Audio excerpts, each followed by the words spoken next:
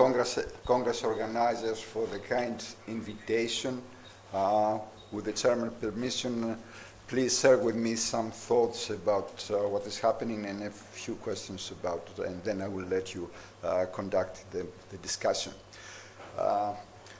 Despite the fact that we do see a decrease in the number of strokes per year, still it's a major problem. And the financial burden is extremely high. Up to 4% of the total healthcare cost in European Union is attributed to stroke.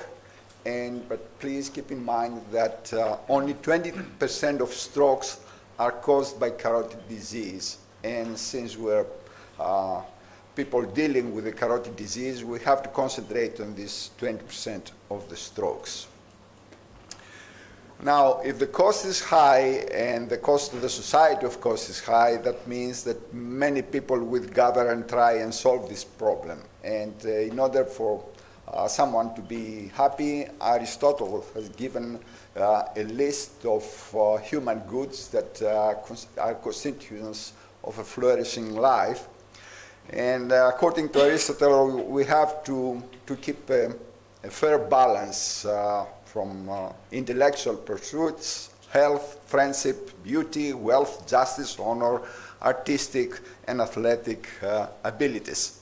Of course, this is easy to say for a philosopher, but it's very difficult to do, and you could not expect Lionel Messi not to give most of his efforts and be happy having more athletic abilities, and Angelina Jolie more concentrating on the beauty aspect, and of course Albert Einstein on the intellectual part, and Warren Buffett on wealth, and John Roberts on the justice. If we take this analog to vascular diseases, let's see how medical specialists see carotid stenosis. Of course, if we ask a prominent radiologist like Sumaira MacDonald, she will give you the idea that almost all the cases can and should be done by CAS. If you go to a cardiologist like William Gray, who is Greek in origin, by the way, he will give a part to best medical treatment. If you go to a prominent neurologist like Ann Abbott, she will tell you that everything can be treated medically. And if you go to a vascular surgeon like our chairman, Professor Eckstein here, you would expect a much more balanced view on what you should do about this. What we know about the comparison between carotid stenting and carotid endarterectomy, well, if you look carefully into all the published series, there's definitely no question that for the perioperative stroke and death rate, carotid endarterectomy is much favorable than carotid stenting for the symptomatic patients. For the asymptomatic patients, things are not so clear, but still there is strong evidence in favor of carotid endarterectomy. So what produced all this confusion and led all these different societies to come up with different guidelines? Well, it was mainly the last study, the CREST study, that instead of just including stroke and death, included also myocardial infarction. And of course, there are several flaws in the CREST and also flaws in the interpretation. And because in the subgroup analysis, if we look at peri-procedural stroke and death, for the symptomatics was definitely in favor of carotid endarterectomy. For asymptomatics, not so. Peri-procedural stroke and AIDS, definitely in cases of people over 75 in favor of carotid endarterectomy.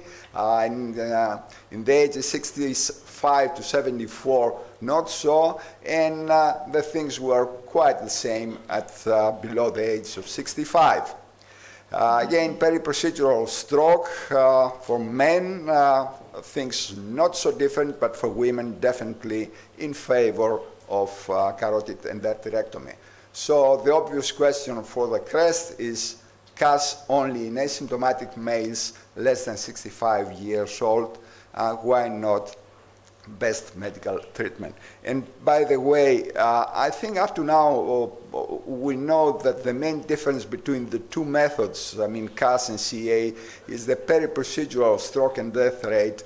And from the assays, we learned that the long-term results, durability, are quite the same. So I cannot understand why the new studies should keep on indicating a very long follow-up. I think we know already the answer to this. So what are the problems? First of all, we have to define what is asymptomatic. If you ask neurologists nowadays, some of them, they will insist on the old version of not having symptoms in the last 6 months. But this is not good enough because it does not include what happened 6 months and 1 day, does not include people with previous strokes and big holes in the brain. So we do need a better stroke risk stratification, and we heard a very beautiful talk by Stavros Kakos. So the degree of stenosis is not the ideal method. Detection of microemboli on transcranial Doppler is a must and can be done. Silent infarcts on CT or MRI, it's a must and should be done. Plaque texture features, it's a difficult problem but can be solved. History of previous TIA and stroke is just a matter of asking the patient. Family history is a matter of asking the patient. And if you want to include biomarkers in the study, it's up to you, but I believe it's a helpful tool. Another thing, we keep on talking about best medical treatment, and still we know that about 20% of the patients, they have resistance to platelet therapy, and so therefore the stroke risk in these patients is considerably higher. We have to look at this problem before deciding that the patient is asymptomatic, then he is receiving the best medical treatment while we're including these patients in a study and we're trying to come up with a meaningful result. Finally, how about carotid intervention following stroke? This is the really difficult problem. It's now common knowledge that we have to intervene as soon as possible. The question is, what is this gap? What is the safe window that we can intervene? And especially, what is happening to the patient who has suffered a stroke, receive appropriate treatment on the spot or on the way to the hospital, and then is referred to us, and we are trying to decide when to intervene on this patient. So, because the literature is characterized, few studies with small series of patients, larger registry-based studies, and apparently no studies on standing after thrombolysis, we do need to include this very important issue to the coming RCTs.